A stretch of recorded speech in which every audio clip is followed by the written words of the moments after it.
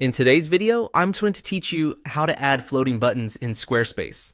We're going to walk through the setup inside Squarespace and connect a button block to custom CSS so it stays floating on the page. This process is straightforward, but it helps to move carefully so everything is linked correctly. First, from your Squarespace dashboard, click on Website.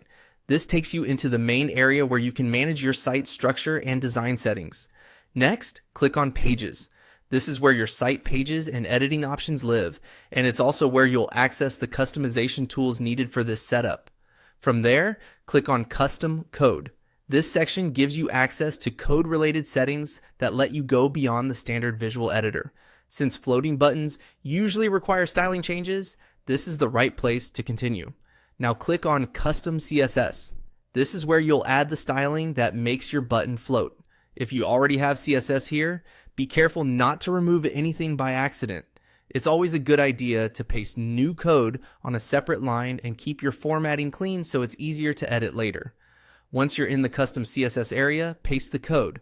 This code is what controls the floating behavior, positioning, and appearance of the button.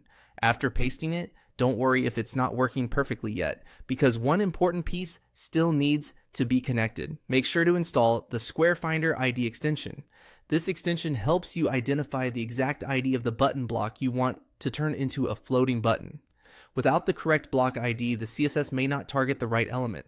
After that, click the extension.